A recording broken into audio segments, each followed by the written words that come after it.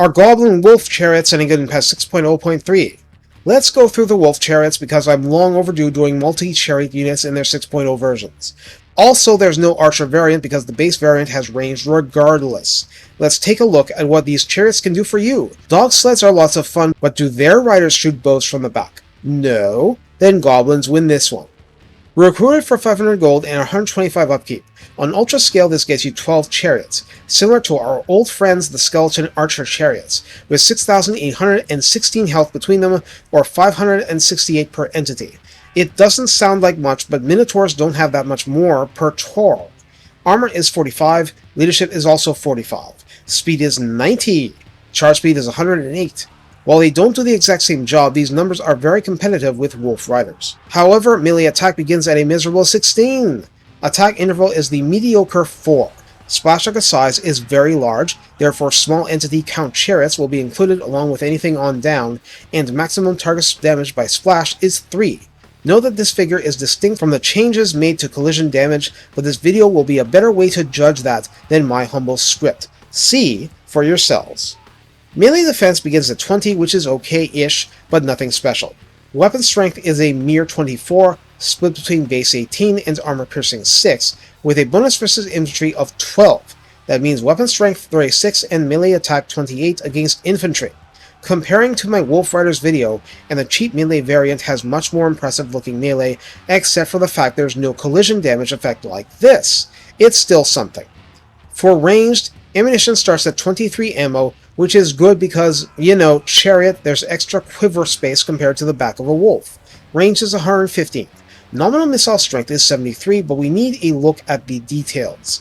Each arrow fired is split between base 19 and armor piercing 3 damage. There are 2 shots per volley, 1 projectile per shot, with a tiny reload time of 6.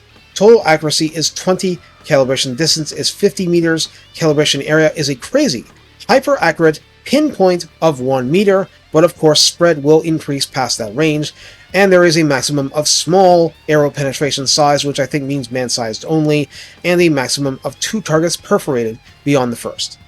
Oh yeah, I need to add this. Charge bonus is 38 and mass is 1,000 per chariot. What we have here is kind of similar to what exists with the Dark Elves Cold One chariots, of course emphatically missing the armor-piercing focus. What I mean is, you fire early and often. In any normal battle, the chariots will expend 100% of their ammunition, which is a good thing for a skirmish unit. And after that point, they have a melee option, but they're not the best in the business at that, and could really use cycle charging because pitched battle is just not a good option for them in prolonged engagements. Also, clearly, even your basic Wolf Riders have better odds slamming into Outriders and messing them up. The Wolf Chariots need to either shoot targets or charge into infantry. They have no other good options. This may be a gobbo unit, but is not considered expendable. It can hide in forest, which is convenient and is far whilst moving, but it is not a Vanguard deployment unit in its default form. There is a late tech for that. In the redline skills, Ard as Nails as a maximum of plus 12 armor, plus 10% range, and plus 8% missile strength.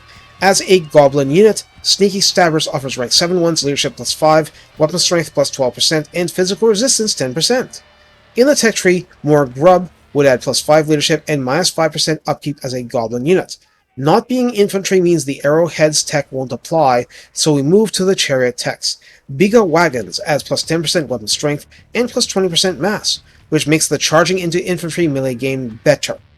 Painted Red, which sounds like something out of Borderlands, adds plus 10% speed and has the trait Glorious Charge. I mentioned this for Boar Chariots, but this is great stuff.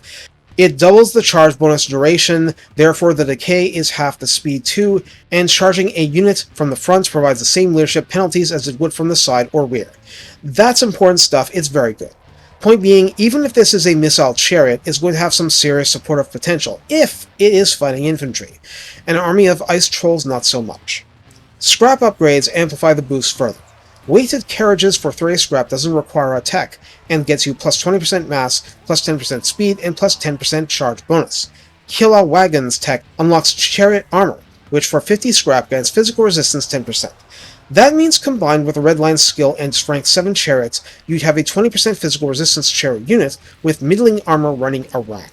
Braun the Paunch can farm out his less lucky banner, and I'll toss the stats up on screen. Helps a bit. So how do we use the Wolf Chariot? I'll just reiterate because it's actually uncomplicated. It's a battle initiator with range and speed barely inferior to the Wolf Rider archers. It is harder to destroy in some senses, like the armor sense, and it's an "I'm helping" unit in melee against, you hope, infantry afterwards. It's the classic unit you don't want to overinvest in, but which can put in some real pain into the enemy. And besides, okay, 23 ammunition with 2 projectiles per volley and just over double the output of a single Goblin Archer arrow isn't going to amount to much as a Goblin Archer unit over the course of a battle, but it's easier to keep the Chariots alive in enough situations that you want to lead with them. If they can unload all that damage into the enemy, they've already done their jobs at that point. The rest is what you can get away with, or pure desperation. That's how it goes with Greenskins. Take care and have fun maneuvering so that your arrows avoid pesky shields and hit your foes in the back, because that's how goblins prefer it.